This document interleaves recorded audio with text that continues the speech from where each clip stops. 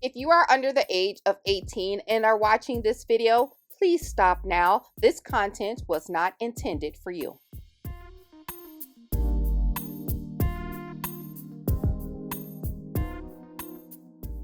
Hey everybody, it's TMIKA and I am here with a process video for AlinaCraft. You can find her on Instagram and AliExpress, and I will link everything that I mentioned for her shop in the description box where you can find it. I wanted to do a process video to kind of get me back into the swing of things, so it's going to be a voiceover, but I did want to pop in and share with you the items that I will be using.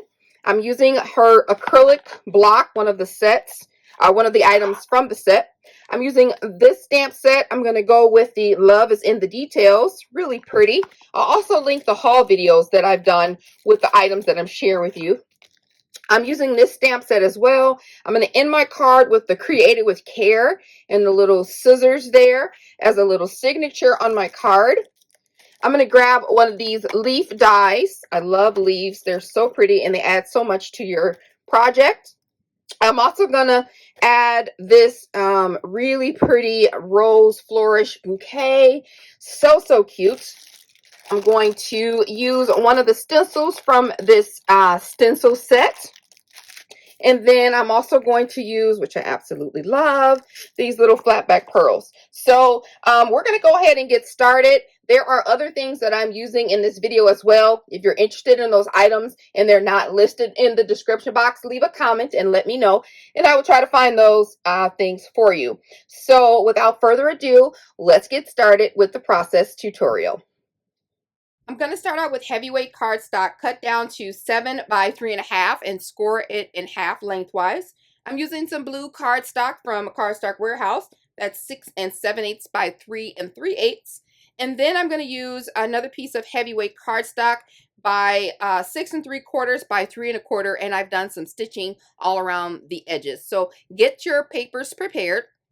I'm going to cover my workspace so that I can do a little bit of stenciling, and I'm using this really cute dotted stencil. I thought it was so pretty. It's like a confetti stencil, and I'm going to turn it upside down because I want more of the confettis at the bottom. I'm using some homemade texture paste. I will have the link for my recipe down below in the description box. The video is old, but it's still the same. It's like making pound cake. Same ingredients to get the same result. So I'm placing that down there, and I have my mixture here. I added some Martha Stewart paint in 2 colors, a lighter pink and a darker pink. And to make the colors that I have here, I used pink tutu and poodle skirt being the heaviest. And I wanted to add just a little bit of texture, and I also wanted to add a little bit of color in the background. And what better way to use that than pink? I would have preferred mint, but I don't have any mint paint. So I use this little spatula thing to add the paste to the stencil, and just a little bit goes a long way. That's why I only mixed up a little cup, and I'm just going over those layers over and over again. If you're not familiar with this process or not comfortable with the process, go ahead and use some washi tape to tack down the stencil onto your cardstock, onto your placemat, so that nothing moves. Because if you move while you're putting your texture paste on your stencil, it'll give it a little bit of blur, and you don't want that.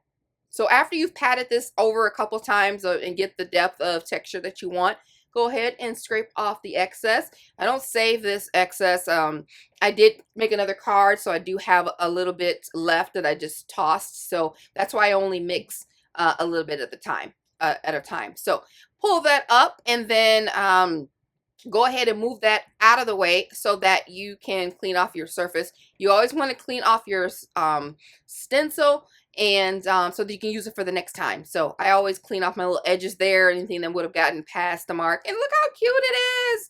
It is so adorable. So my workstation is all cleaned off. I'm going to grab this rinky-dink heat tool that I got when mine's burnt out, and I thought, oh, it's just a heat tool. I paid $14, not a big deal. This thing, first of all, has a cord length of about 2 feet, and so that's why I can't have it on camera. Anyway, I have another on order, a real one that I'm going to use, but it worked. Took forever, but it worked, and it's dry, and the texture is raised, and it just looks pretty, adds a nice little element to a card. So simple and elegant and easy. I'm going to use some of this ribbon, wide wire ribbon from the Dollar Tree. It actually came during Easter time, and I grabbed a few rolls of this because it's my favorite color and I knew that I would be using it. So I'm going to use it here as a little background, and I'm just measuring out, you know, making sure I have enough, and then I'm measuring out where I want the ribbon to go, and I'm going to add some double-sided tape to the card itself. I know you're thinking like, no, don't mess up the texture, but I am, and it's under there. It's still there. So I'm adding some 1-inch double-sided tape to this, and I'm going to go ahead and adhere that on there securely so that I can add that ribbon on top. I always do a little bit extra when I'm doing this to make sure I get full coverage, but for this one, I'm just going to fold it over to the back so that I can fold over the ribbon, because it's a wire ribbon and you don't want it to fray, or you're not sewing it or burning the ends, all that. So you want to make sure that you leave a little bit of tape on the extra or on the back, or you can just add tape to it, but wrap that around. It makes for a much cleaner, neater finish and look on your card, so you don't stop it there, and unless you're looking for the frayed, shabby look, which, hey, I've done several times, but for this one I want it to be a little bit more clean. So I'm just going to go ahead and fold over that wire so it's nice and tight and flush against the edges. I don't want it to be bulky, and then I just go ahead and tack that baby down. And now I'm going to add a little double-sided tape to the back of the card so I can go ahead and start layering the card. The hardest part was, I mean, it's not even considered a hard part, but the most time-consuming part, I guess, was the stenciling, or maybe the embossing that comes later, but I can just start layering right now. So I want to get the most things done right now before I make a mess and screw up. So I'm going to take that accent paper that matches perfectly with this ribbon and lay it right on top center. Be careful, because you adhere that buddy down, you're done. You have to start all over, cut that edges off. So I just want to make sure I had that right center with enough edges and stuff just to peek through the underside and bring out that blue. So I was going to use gold, but I figured I had gold on the top. I didn't need to add any more gold than was necessary.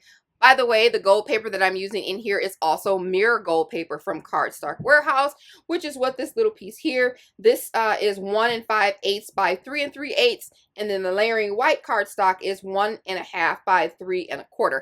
So it's just a little bit, you know, it's just a little bit less every time of your base measurements, not fancy numbers. That's just the size that I wanted my card to be. So add your layers to the sizes that you like. I'm adding this stamp set, and the sentiment that I'm using is "Love is in the details." So I'm lining that up on my block with the line so that I can make sure I get a really crisp image. And then I'm going to grab some clear, this is just a clear placemat from the Dollar Tree, and that's what I've been using to make sure that I don't get my surface ruined. So I'm also grabbing some embossing powder, clear embossing powder. I'm going to tap that in there a few times, make sure everything's all soaked, and go ahead and put it on top of that strip of paper that I measured out, make sure it was just perfect. And I want to give it a once go, just a one-time go over. So that's what I did. You can't see it right now. So I'm just putting away my stamp and grabbing my embossing powder, my distressing embossing powder.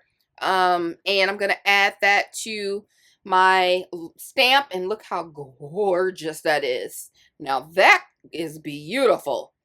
Love that. And love is in the details. I mean, we've added stenciling, we've added texture paste, we've stamped, we've embossed, and that's exactly what this sentiment means. Love is in the details of our gorgeous, quick and easy, simple card, but still detailed. I'm using my little rinky-dinky gun here. It's more like a hair dryer. I swear, the heat, I can put my hand on top of it, but I have to be, look how close I am. And it's not even melting. It's like, come on. So eventually I'm like, okay, they're going to know that I'm embossing. I'm going to move this off camera and finish it. Now look closely. I've rubbed that on there several times just to make sure that it was nice and dry. I kind of had to put it at an angle to make sure that I had everything covered. Wait for it. You'll wait. You'll see. I'm adding tape to the back. of this because I'm going to layer that on top of that gold piece of paper that I added, the mirror cardstock, and I'm going to fold that over. Love is in the details. Isn't it so cute? Perfect little embossed, just gorgeous, honey. It turned out super, super cute. I love the color, I love the layering, and I love how crisp the image is. But then I rub the detail off the detail. Oh my gosh. but never fear, there's an app for that. We're going to move on and have double-sided pop dots to the back of this little card here. And I didn't even notice until later on in the card process that I erased off the last little letters. So I'm just continuing on as if it's a la-da-da, you know, la-di-da, keep on. So I'm going to peel this off and add some hot glue to the back of these, as I always do, to make sure that they stay secure. Plus I'm adding it to fabric, so I want to make sure that it doesn't fall off later on when I give it to somebody. So that's what I'm doing here, my little fine tip glue gun that I found at Joann's. Add that to the center of that fabric and we are good to go. Time to start working on the gold, and at this point I still don't even see it, but we're going to move on to making the flower accents with the die. And this is super cute, super elegant, like Mother's Day type. You can use this. It's so pretty and soft. So I'm just fussy cutting around some of the roses and the petals that I want on the card because I want it to act as an accent in the lower right and the upper left. So that's what I'm doing here. So I'm going to wiggle my way around things and finagle it, finesse, to try to figure out how I want stuff to go. So once I've done that, I've measured where I want everything to go. I'm going to grab some spray glue, and I use this Loctite adhesive spray, and I just spray the back of it. There it is. And I make sure I let it sit for a few seconds before I apply it to my project. Sometimes I'm a little anxious. I'll just add it on there and then it doesn't stick right away and I have to hold it. But as long as you leave it for a couple seconds, it's okay before it dries up. You can also fan it too as well. And that's exactly what I did to the top half because it was more, I sprayed more because I needed more coverage. Even though I'm only using a little bit of the flower, I just sprayed the whole thing. So once you have it all laid on there and it's stuck to the front, go ahead and flip it over to the back and cut off the excess of the pieces that you don't want from the bouquet. Easy peasy. So now I'm going to go ahead and grab those leaves that I cut out. I did the smallest leaf and I cut them out twice. I'm going to glue 2 leaves together at the stem or the base, and those are going to fit in the corners of the card right above the little layer that we already did, just to add like a bouquet on top of the bouquet. Make something a little bit more dimensional since the bouquet die is flush against the card. So it just adds a little bit of interest. And then since I attached that with some hot glue, I'm going to go ahead and secure the corners, or just kind of finish off the corners using a little bit of the flatback pearls from Alina. I got those in gold and silver. So I'm going to find the largest of the flatback pearls and put them right there on the corner. And then also I'm going to grab some of the teeny tiny ones and add them to the card as well as little pops of interest. So I'm doing that to the bottom and to the top. Now it's time to go ahead and add everything to the card base, but first we're going to finish the inside. I just took a piece of the leftover mirror paper and cut it down to 1/2 inch by the length. And then I went ahead and applied it to the inside of the card using some double-sided tape. Flipped it over and cut off the excess, and then you could write on the inside. And then go ahead and add some double-sided tape to that top portion that we just completed. And you want to add that to the top of the card as well. Be sure to center it on all 4 sides so you don't have a uneven, anything uneven on each side, because the tape can be very unforgiving. So that's done, and here I am noticing, oh my gosh, what is that detail? This is me like, oh my gosh, when did that happen? But we all know when that happened, right? But never fear, the Tim Holtz Distress pen is here. I have a clear embossing pen. I'm just going to try to fill in the spaces where I see the I and the L. I didn't do it perfectly, but it's there, and it works.